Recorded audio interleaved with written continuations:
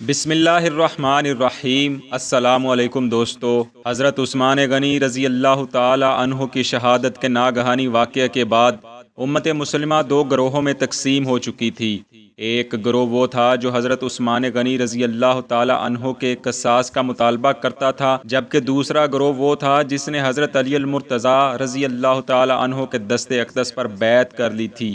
البتہ پہلے گروہ میں بھی وہ لوگ شامل تھے جنہوں نے آپ رضی اللہ تعالیٰ عنہ کے دست اقدس پر بیعت کی تھی، مگر وہ حضرت عثمان غنی رضی اللہ تعالیٰ عنہ کے قصاص کے مطالبے پر قائم تھے، جبکہ مولا علی رضی اللہ تعالیٰ عنہ کا موقف یہ تھا کہ میں اس معاملے میں فی الحال معذور ہوں، کیونکہ قاتلوں کی نشاندہی ابھی تک نہیں ہوئی، اور جب تک قاتلوں کی نشاندہی نہیں ہوگی میں کیسے کسی کے خلاف کوئی کارروائی کر سکتا ہوں۔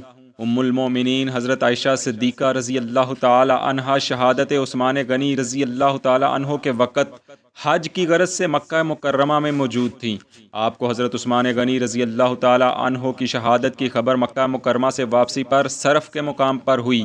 آپ نے اس خبر کو سنتے ہی فرمایا، شر پسندوں نے وہ خون بہایا جسے اللہ پاک نے حرام قرار دیا۔ شر پسندوں نے اس مقدس شہر کو داغدار کیا جو حضور صلی اللہ علیہ وسلم کی قیام گاہ تھا، اور انہوں نے اس مہینے میں خون بہایا جس میں خون بہانا منع تھا، اور انہوں نے وہ مال لوٹا جسے لینا ان کے لیے کسی طور جائز نہ تھا۔ اس خبر کے بعد اماں عائشہ رضی اللہ تعالی عنہا مکہ مکرمہ واپس لوٹ گئیں۔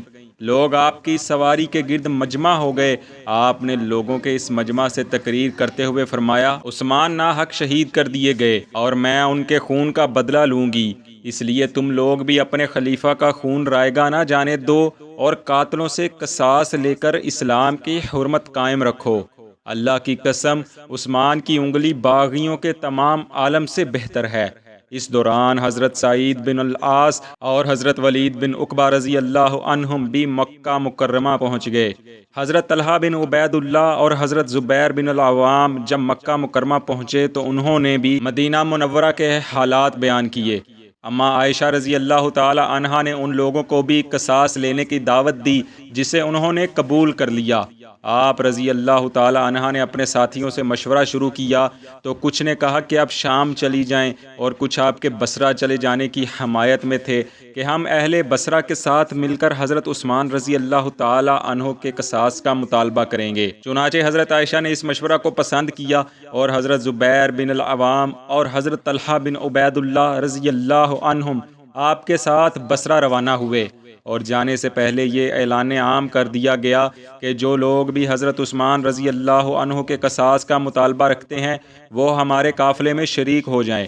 ام المومنین حضرت عائشہ رضی اللہ عنہا نے جب بصرہ کے لیے سفر شروع کیا تو آپ کے ساتھ کوئی 1,500 لوگ تھے۔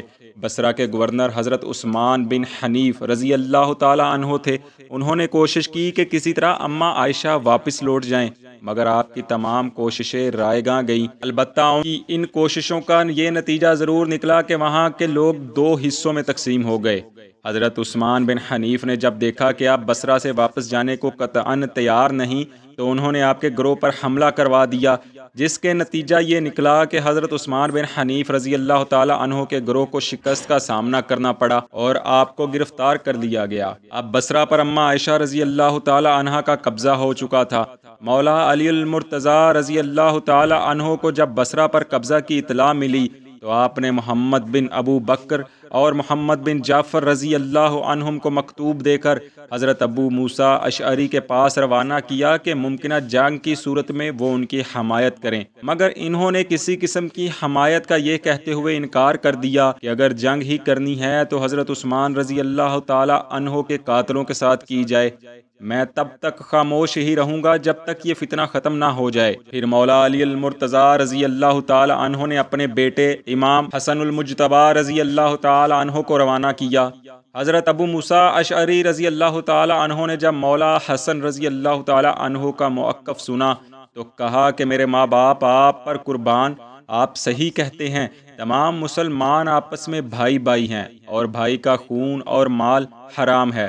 دوستو، حضرت ابو موسیٰ اشعری رضی اللہ تعالی عنہ کا پہلے موقف یہ تھا کہ حضور نبی کریم صلی اللہ علیہ وسلم نے جس فتنے کے متعلق بتایا تھا وہ آ گیا ہے، تم اپنے ہتھیار ضائع کر دو اور گوشہ نشین ہو جاؤ۔ مگر جب سیدنا امام حسن رضی اللہ تعالی عنہ نے انہیں حقیقت سے آگاہ فرمایا تو آپ نے مولا علی رضی اللہ تعالی عنہ کے غیر مشروط حمایت کا اعلان کر دیا، اور سیدنا امام حسن رضی اللہ تعالی عنہ کوفہ سے 9000 کا لشکر لے کر ذی وقار پہنچے، جہاں حضرت علی رضی اللہ تعالی عنہ اپنے لشکر کے ساتھ قیام فرما تھے۔ اب دوسری طرف اگرچہ اماں عائشہ رضی اللہ تعالی عنہا بصرہ پر قابض تھیں، مگر پھر بھی بصرہ میں 3 واضح گروہ تھے۔ اول وہ جو غیر جانبدار تھے، دوئم وہ جو حضرت علی رضی اللہ تعالی عنہ کے حمایتی تھے، اور باقی اماں عائشہ رضی اللہ تعالی عنہا کا ساتھ دے رہے تھے۔ جو گروہ غیر جانبدار تھا، جب انہوں نے دیکھا کہ لڑائی کا خدشہ بڑھ رہا ہے تو انہوں نے مصالحت کی کوششیں تیز کر دیں۔ مولا علی المرتضیٰ رضی اللہ تعالی عنہ نے بھی موقع کی نزاکت سمجھتے ہوئے حضرت قعقاع رضی اللہ تعالی عنہ کو بصرہ بھیجا تاکہ وہ اماں عائشہ رضی اللہ تعالی عنہا سے بات کریں اور معاملات بخوبی طے پائے جائیں۔ حضرت قعقاع رضی اللہ تعالی عنہ نے اماں عائشہ کا موقف سنا اور کہا کہ آپ کا موقف ٹھیک ہے مگر طریقہ غلط ہے، جس کی وجہ سے بصرہ کے 600 افراد قتل ہو چکے ہیں اور ابھی بھی مسلم امہ جنگ کے دہانے پر کھڑی ہے۔ اماں عائشہ نے فرمایا، اس میں آپ کیا مشورہ دیتے ہیں؟ حضرت قعقاع نے عرض کی، آپ ام المؤمنین ہیں اور ہمارے لیے خیر کا باعث ہیں، آپ ہمیں خیر کی برکت سے محروم نہ کریں اور مصالحت سے کام لیں۔ ہم انشاءاللہ عز و جل حضرت عثمان رضی اللہ تعالی عنہ کے قاتلوں سے قصاص ضرور لیں گے۔ اماں عائشہ نے حضرت قعقاع کی اس گفتگو کو پسند فرمایا اور کہا، میں آپ کی بات ماننے کو تیار ہوں، آپ علی رضی اللہ تعالی عنہ سے بات کر کے ان کو آمادہ کرنے کی کوشش کریں۔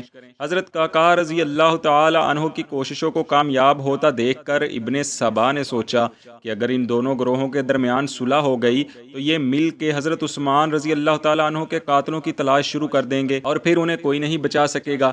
اس نے اس صلح کو ناکام بنانے کے لیے منصوبہ تیار کیا اور اپنے ساتھیوں کو حکم دیا کہ وہ رات کی تاریکی میں ام المومنین عائشہ رضی اللہ تعالی عنہا کے لشکر پر شب و خون مارے۔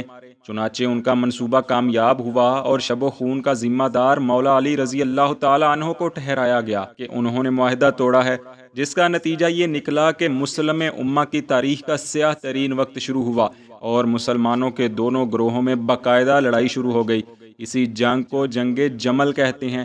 اماں عائشہ نے لڑائی کی شدت دیکھی تو اپنے لشکر کو روکنے کی کوشش کی تاکہ معاملہ خوش اسلوبی سے طے پا جائے۔ دوسری طرف مولا علی رضی اللہ تعالی عنہ نے بھی جنگ روکنے کی کوشش کی، لیکن اس دوران جنگ وسیع پیمانے پر پھیل چکی تھی۔ دوران جنگ مولا علی رضی اللہ تعالی عنہ نے حضرت زبیر بن العوام کو مخاطب فرمایا اور کہا، اے ابو عبداللہ، کیا تمہیں وہ دن یاد ہے جب نبی کریم صلی اللہ علیہ وسلم نے تم سے پوچھا تھا کہ کیا تم علی کو دوست رکھتے ہو؟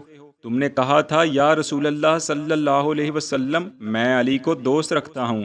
اس وقت نبی کریم صلی اللہ علیہ وسلم نے تم سے فرمایا تھا، تم ایک دن اس سے ناحق لڑو گے۔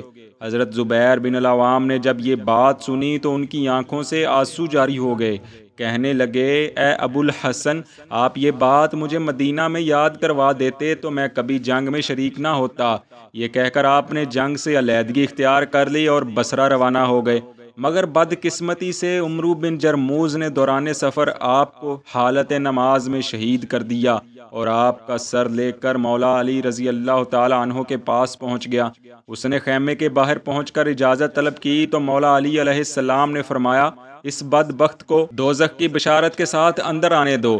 عمرو بن جرموز جب اندر داخل ہوا تو اس کے ہاتھ میں حضرت زبیر بن العوام رضی اللہ تعالی عنہ کی تلوار تھی۔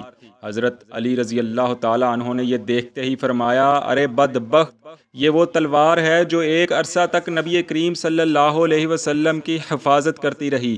عمرو نے وہی تلوار اپنے پیٹ میں گھونپ کر خودکشی کر لی اور واصل جہنم ہوا۔ دوسری طرف اماں عائشہ زرہ پوش تھیں اور میدان جنگ میں اپنے ساتھیوں کی حوصلہ افزائی کر رہی تھیں۔ ابن سبا نے کئی بار آپ پر تیروں کی بارش کی، مگر آپ کے جانثار ساتھیوں نے ہر حملہ ناکام بنا دیا۔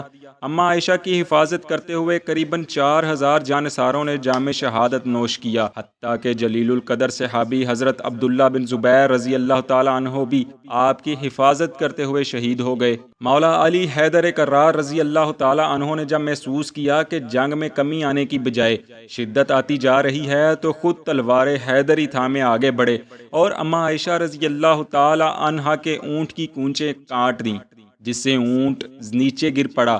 آپ رضی اللہ تعالی عنہ نے محمد بن ابی بکر کو حکم دیا کہ اپنی بہن یعنی اماں عائشہ کو بحفاظت یہاں سے نکالیں۔ محمد بن ابو بکر اماں عائشہ کو ایسی جگہ لے گئے جہاں کوئی دوسرا شخص موجود نہیں تھا۔ حضرت عائشہ رضی اللہ تعالی عنہا جب جنگ سے باہر ہوئیں تو جنگ کی شدت بھی کم ہو گئی۔ جنگ ختم ہوئی تو مولا علی شیر خدا کرم اللہ وجہہ الکریم حضرت عائشہ کی مزاج پرسی کے لیے ان کی خدمت میں حاضر ہوئے۔ پھر دونوں فریقین کے درمیان صلح ہو گئی اور معاہدہ طے پا گیا۔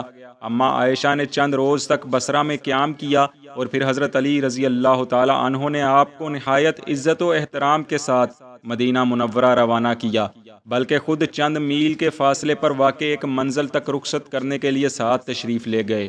وہاں سے آپ واپس روانہ ہوئے اور اپنے صاحبزادوں امام حسن و حسین رضی اللہ تعالی عنہم کو اگلی منزل تک ساتھ چلنے کا حکم فرمایا۔ دوستو، جنگ جمل اسلامی تاریخ کا وہ انتہائی افسوسناک پہلو ہے جس میں پہلی مرتبہ دو مسلمان گروہ آپس میں مد مقابل ہوئے اور ابن سبا اور اس کے ساتھیوں کی سازشیں کامیاب ہوئیں۔